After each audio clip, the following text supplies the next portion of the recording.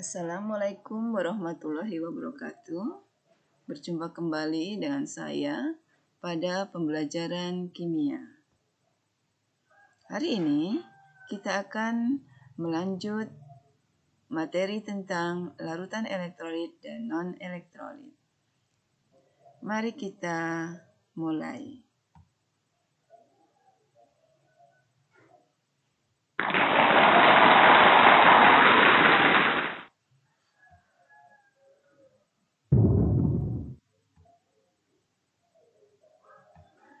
Tujuan pembelajaran hari ini adalah setelah kegiatan pembelajaran ini, siswa diharapkan dapat mengidentifikasi larutan elektrolit kuat atau elektrolit lemah,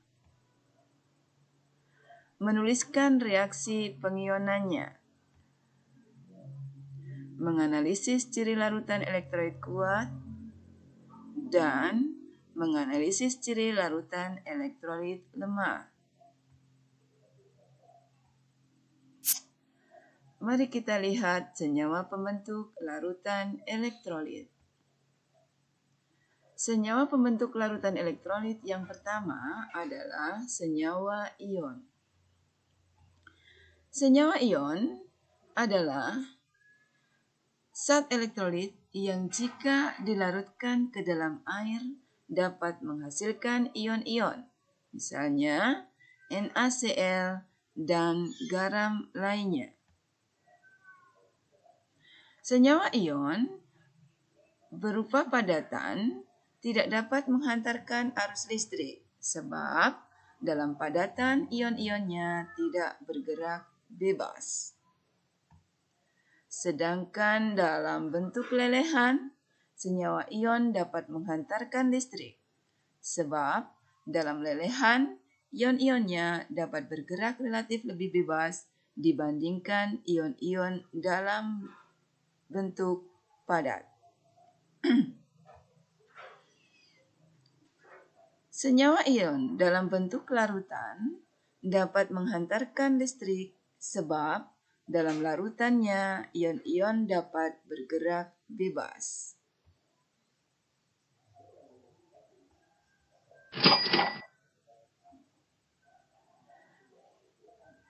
Yang kedua adalah senyawa kovalen polar. Senyawa kovalen polar adalah senyawa yang atom-atomnya bergabung melalui ikatan kovalen. Contohnya, asam klorida, larutan amonia, dan asam cuka murni. Senyawa kovalen polar dalam bentuk padatan tidak dapat menghantarkan listrik karena padatannya terdiri atas molekul-molekul netral meski bersifat polar. Dalam bentuk lelehan, senyawa kovalen polar tidak dapat menghantarkan listrik karena lelehannya terdiri atas molekul-molekul netral meski dapat bergerak bebas. Sedangkan dalam bentuk larutan, senyawa kovalen polar dapat menghantarkan listrik karena dalam larutan molekul-molekulnya dapat terhidrolisis menjadi ion-ion yang dapat bergerak bebas.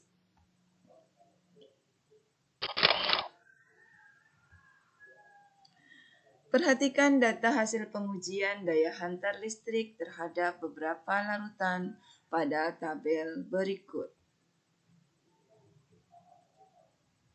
Bahan yang kita gunakan adalah air suling, alkohol 70%, larutan gula, larutan asam klorida, larutan natrium hidroksida, larutan asam cuka, larutan amonia, dan larutan natrium klorida.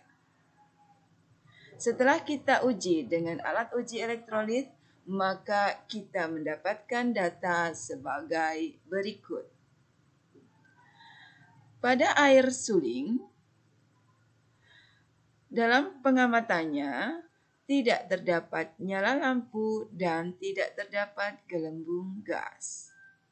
Demikian juga untuk alkohol dan larutan gula. Pada alkohol dan larutan gula juga tidak didapatkan nyala lampu dan tidak terdapat gelembung gas.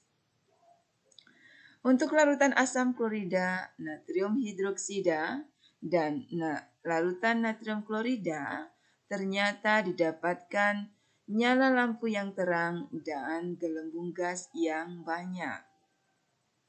Untuk larutan asam cuka dan larutan amonia, ternyata nyala lampunya redup dan terdapat sedikit gelembung gas.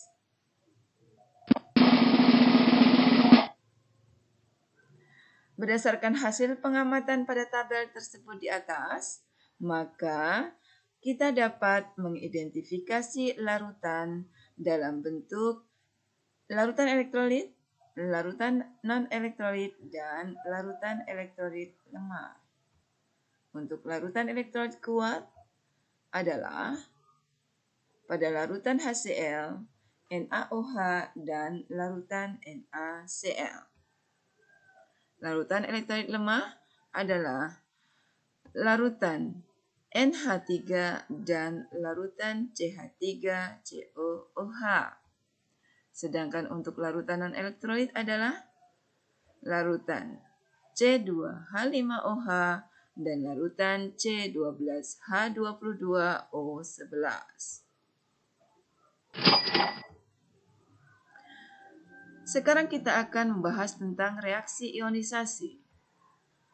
Reaksi ionisasi adalah proses penguraian zat dalam air menjadi ion-ionnya.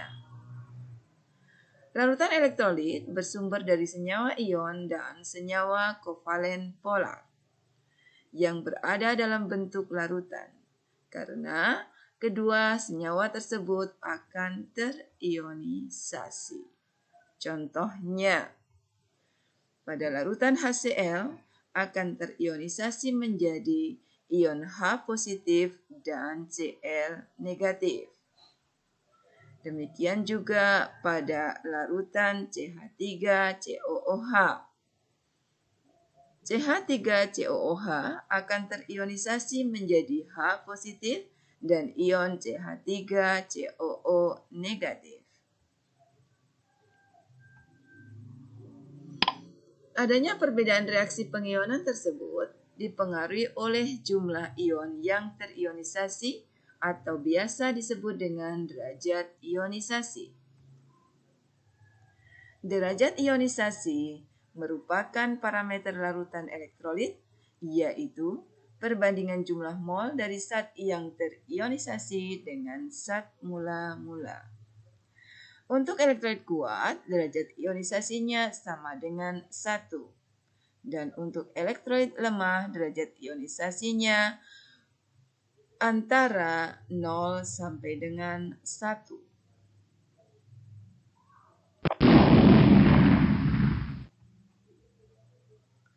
Perbedaan pengionan elektrolit kuat dan lemah. Kita ambil contoh untuk elektrolit kuat adalah larutan HCl. Larutan HCl dalam larutannya, maka dia akan terionisasi sempurna. Semuanya akan berubah menjadi ion H positif dan Cl negatif. Untuk elektrolit lemah, kita menggunakan contoh C2CO3. C2CO3 atau asam karbonat tidak akan terionisasi sempurna. Asam karbonat akan terionisasi sebagian, sehingga semua zatnya tidak akan terionisasi seluruhnya, tetapi ada sisa zat yang belum terionisasi. Sehingga jika dibandingkan dengan elektrolit kuat, maka jumlah ionnya akan lebih sedikit.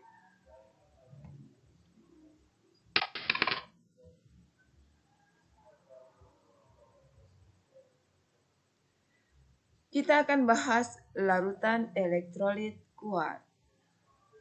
Larutan elektrolit kuat adalah larutan yang mempunyai daya hantar listrik besar karena seluruh molekulnya terurai menjadi ion-ion atau terionisasi sempurna.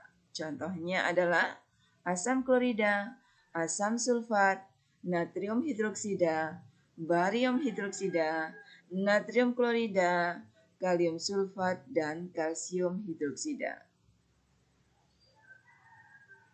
Semua contoh tersebut akan terionisasi sempurna, sehingga partikel-partikelnya akan berubah menjadi ion-ion.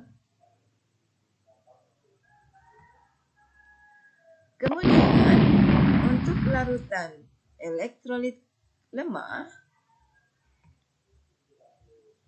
adalah larutan elektrolit yang mempunyai daya hantar listrik lemah karena hanya sebagian kecil molekulnya saja yang terurai menjadi ion-ion. Nilai dari derajat ionisasinya adalah berada di antara 0 dan 1. Contohnya adalah asam asetat, asam sianida, asam fosfat, amonium hidroksida, besi 2 hidroksida, aluminium hidroksida, dan air. Semua contoh ini akan terionisasi sebagian. Artinya ada molekul-molekul zat yang tidak terionisasi.